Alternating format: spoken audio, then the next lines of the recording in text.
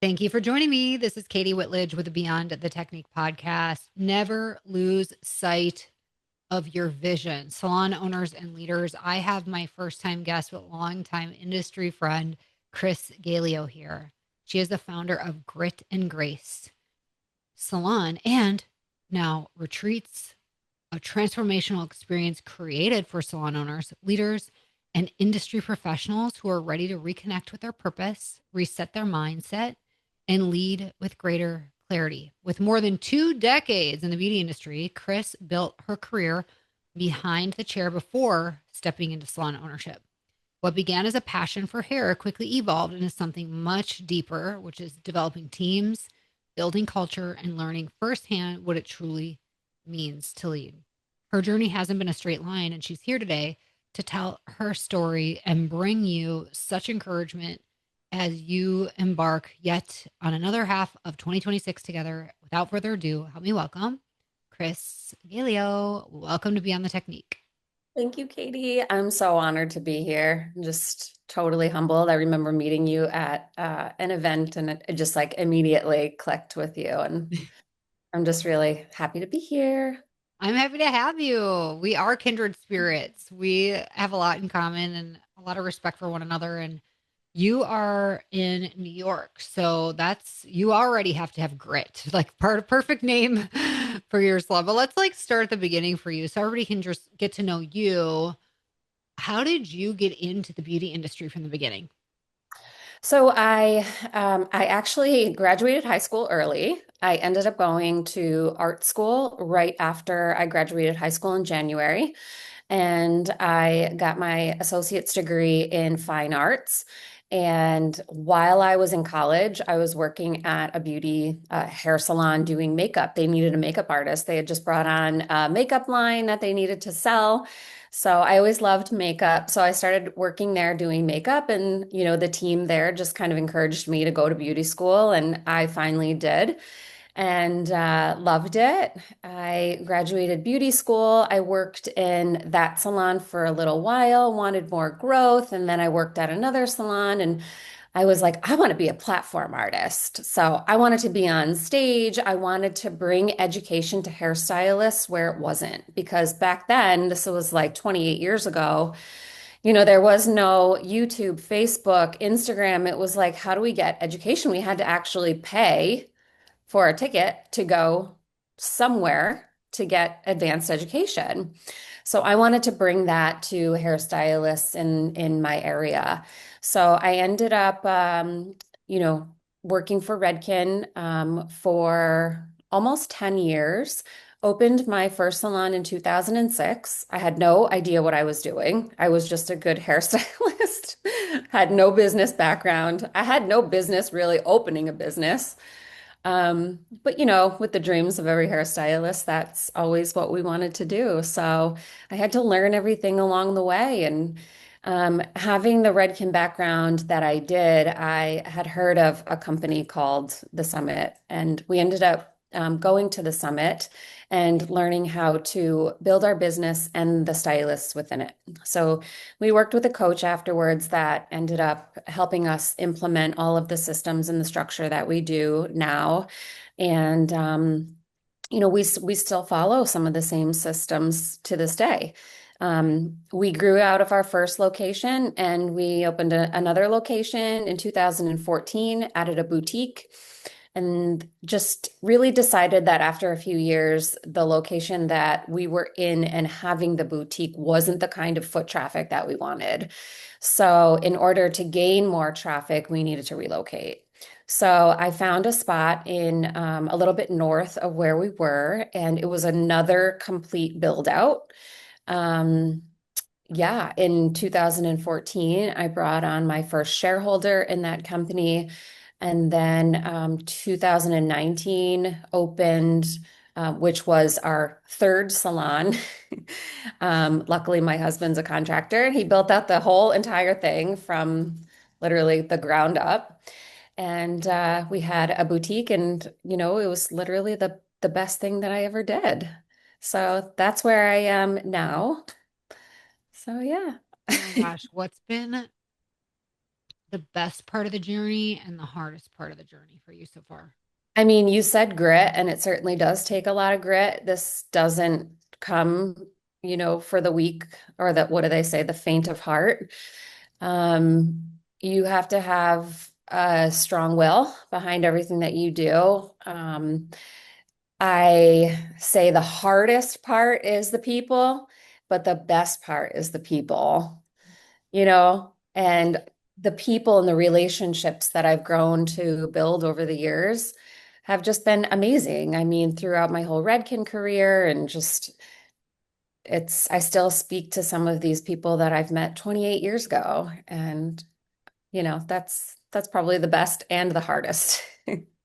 How have you personally changed? Like, what has been that I used to be the type of person who, and now I'm the type of person who? What would that be for you? Well, I was a very introverted person. Um, and now I still kind of am. I keep a small circle. I pick and choose what I like and what I choose to invest my time in. So I am still a little bit introverted, but I think just smarter. I still love building relationships with people and meeting people. I think what's different about me now is that I make time for people to get coffee and chat and talk and just find out what I can add to their life and what they can add to my life. So that's been really fulfilling lately. Speaking of fulfilling, you have a pretty big mission that you've embarked on. Tell us where this originated and what this is all about. So I was going through a really hard time with my relationship back in 2012, who is my husband now, and I absolutely adore him. He's my best friend, my soulmate. And I think back in 2003 is when I first took my very first yoga class, and just sort of fell in love with it back in 2003. And then just kept on going and practicing. And in 2013, I decided to get my yoga certification, which helped carry me through a very difficult time in our life back then. And, I was a student that really wanted to learn more about yoga. So I got my certification and I taught for a little while, and then I had a little bit of a bad experience with, it wasn't like trauma related or anything, but a local yoga teacher that just kind of put a bad taste in my mouth, and I got away from it for a little while and stopped teaching. And then over the course of the last 2 years, just started getting back into it. I joined an amazing gym. Um, Give them a shameless plug, Anatomy, which is very close to us. And, just started to really fall in love with my practice again. And went on a business trip in Cancun in January and extended it to a retreat at the same time, which was amazing. And I was like, wait a minute. We hold retreats at the salon for our staff, and we usually pay like thousands of dollars for people to come in and host workshops and lead yoga classes and do all the things. And I'm like, I can do this. So I was like, I'm going to find an academy that is going to teach me how to build, sell, market, and lead retreats of my own. So I really fell in love with this part of Mexico, Tulum, and I'm co-leading my first retreat there in October, and started working with this academy to, like I said, help me build these retreats, which I hope to roll out soon to, I think everybody, but mostly women, industry professionals, salon owners, and leaders that are just feeling like I was burnt out, felt like they had no purpose, felt like they weren't good enough, and just for them to have a purpose when they leave these retreats, knowing that they have more clarity and the strength to go home and lead the team um, in their original vision to the company that they opened. I love that that is where your heart and mission is at. And tell us about your style of yoga. Like, what does it mean to you? So, for people who maybe have never tried it, what is it? How does it help benefit them even in this industry? How important and impactful it can be for them? Yeah. So I was trained in Hatha yoga, which has a very traditional lineage, and it's a lot of philosophy and not just about like the postures or the poses. So it's more about like mindfulness and yoga. I hear this all the time, like I can't do yoga, I'm not flexible. And it's like I always say, if you can walk and you can breathe, you can do yoga. Like you're good. And the kind of classes that I teach are for all levels and it's for everybody. And I provide a lot of modifications so that everybody can do it. It doesn't matter how flexible you are. If you can't touch your toes, it's okay. Yoga is so much more than just the postures. It's a way of life. It's how you treat people, how you treat yourself. Yeah, I love it. I was one of those people that didn't think that yoga would be for me because I was fairly plus sized and not flexible. And also, my first, you talk about bad experience. I got kicked out of a yoga class my very first time attending because I was late, even though the front desk person let me in. I was meeting a boy that I had a crush on. He didn't leave the class after I got kicked out, so he was not the one for me. But it was so humiliating. I will Oh never forget it. no. It wasn't until I met a plus size yoga owner Mhm. said, I promise you this is for everybody. Absolutely. And that changed it for me. And I felt like when you feel a part of a community, which is what you have with, is it anatomy where you go? What is it Yeah. called? Yeah. Yeah. That is the game changer. So you have this desire to now create a community where professionals can come together, especially women who feel that emotional burnout, physical burnout, how that all manifests in us. So Yeah. tell us more about that. Oh God. Well, I went through a huge transition over the last few years. And in 2023, I opened a second location for all the wrong reasons. And initially, it was to gain control of my original vision, if that makes sense. So, in that aspect of opening a second location, I had a partner. And over the course of some time, I started to gain a little bit of resentfulness because I didn't feel like the workload was equal. And I didn't feel like our visions along this path aligned any longer.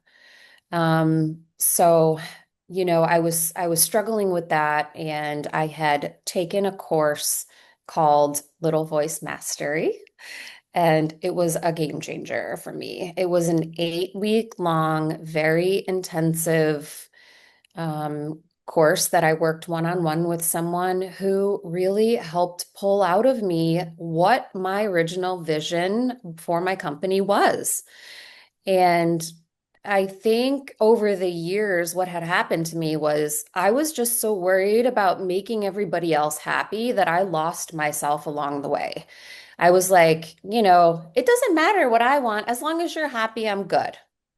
And through that process, I lost myself completely.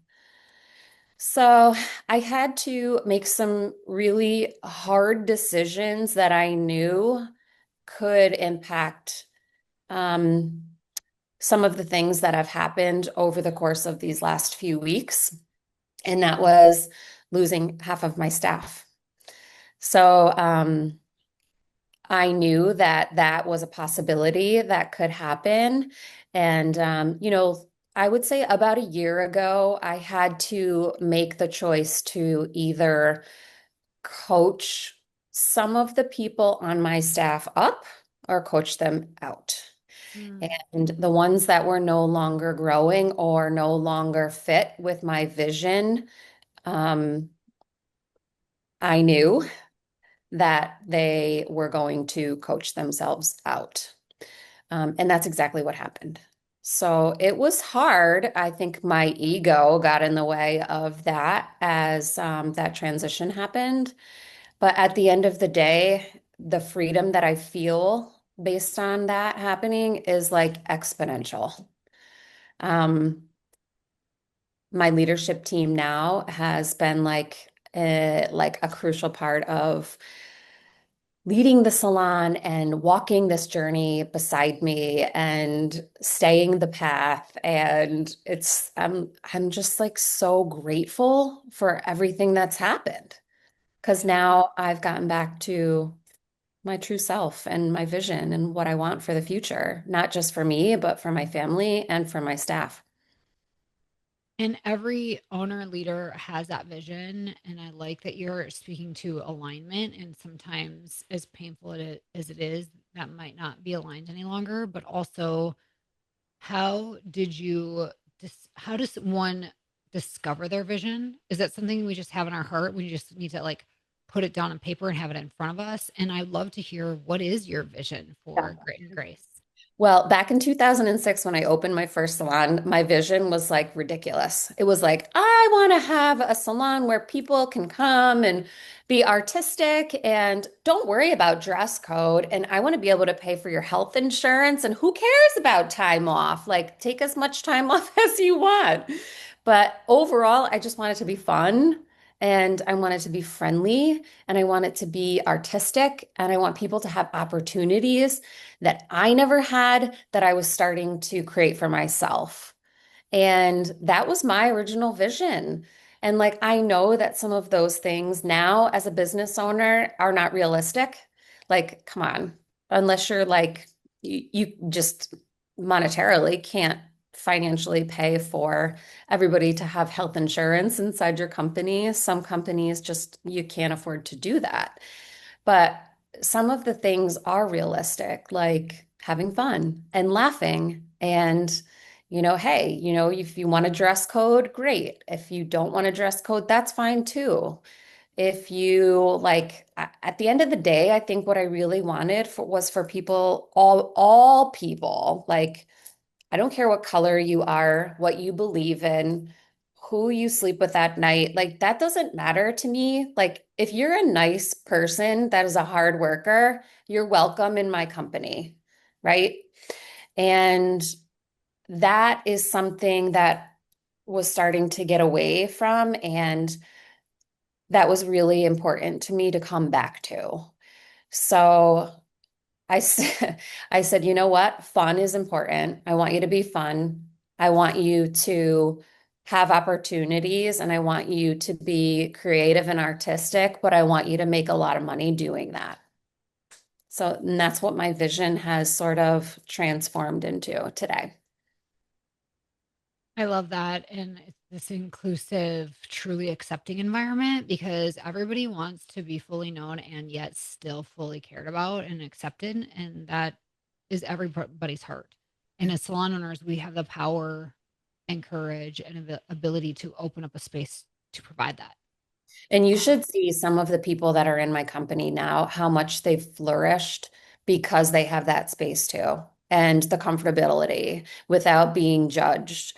Or it's beautiful, absolutely beautiful for me to watch. mm, gives me Hmm. the feels. That's cool. Hmm. So, what's next for you, Chris? Ah! Well, I like to say I operate well on a full platter. So I think that like the more things you can put on my plate, the better I do. And I love that. So my my next goal is just to continue leading my leadership team in the direction so they have the strength, the confidence, and the power to lead everybody else in my staff, that they're like my heartbeat. And to continue leading these retreats, like Grit and Grace has evolved into beauty and wellness.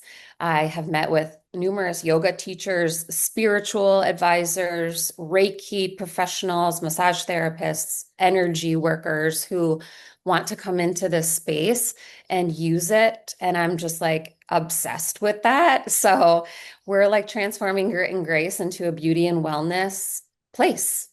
So it's not just like looking good and feeling good and making people look and feel beautiful, but the whole inside out aspect is coming to life too. So leading yoga classes at the salon and mini retreats and retreats offsite domestically, internationally, that's my passion project right now. I want to be a part of this. Like it's so exciting to me. And I love the beauty and wellness. I'm seeing that. I'm going to bring up a huge brand. It's called Jean Hueris Salons throughout Seattle. I think they have like 12 locations, and they are making that same pivot where they are now offering more than just hair services. And I love that that is where the direction can go, that we have the ability to evolve as an industry and really combine holistic approach to your appearance and how you feel about yourself altogether. So I think that's amazing, Chris. I'm totally on board. I want to support you any way I can. Yeah, Um, thank you. so for a message for salon owners listening, and you say like, hey, never lose sight of your vision, what are a few things they can do to just check themselves to make sure there's alignment in their vision and what's actually coming to life in their life? Slow down. That would be my number one advice to salon owners is slow down. Like take time for yourself. I literally every single day my calendar is booked and it's I read this book called Indistractable and I learned about time boxing. So I use my calendar and I time box every single thing in my day.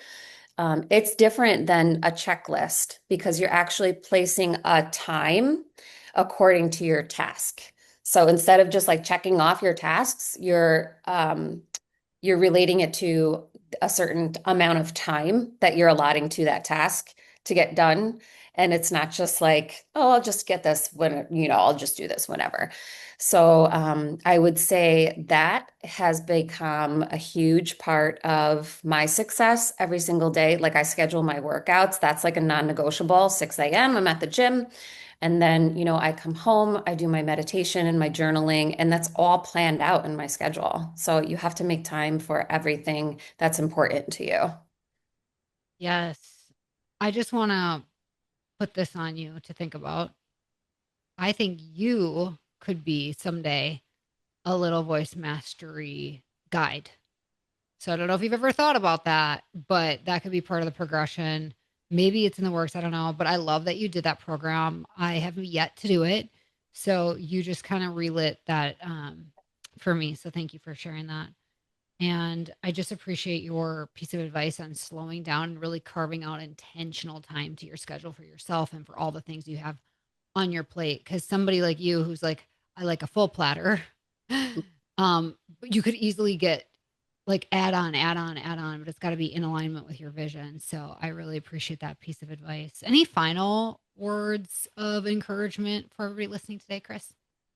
Um, I think just in the perspective of the salon owner, like always stay true to your vision. You're strong enough, and if you don't feel that, reach out to me because I would love to make space for you. I'd love to hold space for that person, even if it's just like a phone call or a quick chat. I'm always up for that. Okay, this is more for fun. My last question is what's your favorite yoga posture? I know you're not into postures. Hatha is more mindset and whatnot, intention, but what would be one of your favorite postures or yoga poses that you enjoy doing? I love arm balances, so I love crow pose. That's probably my favorite because it's super challenging and it takes a lot of strength. That is so cool. Thank you for sharing that. Welcome. Okay. Well, thank you for joining me, Chris. I really appreciate you and just coming on here to share your story. And I think this is going to be very encouraging for many owners and leaders listening today. Thank you so much. I'm truly honored. And thank you all for joining us here week after week. If you appreciate this platform, please take a moment, leave us a 5-star review wherever you're listening so that more people like you will discover Beyond the Technique, where we are here to change the way that you are supported in your business.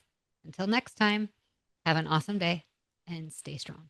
Did you know over 60% of first-time clients do not return for a second visit? That is so painful, but it doesn't have to be that way. That's where Maya comes in. Maya is the ultimate marketing software for the beauty and wellness industry. We have a proprietary funnel utilizing special algorithms to help connect the right consumers with the right providers at your business. This means that Maya helps you get higher spending clients you love to work with who stay the long haul.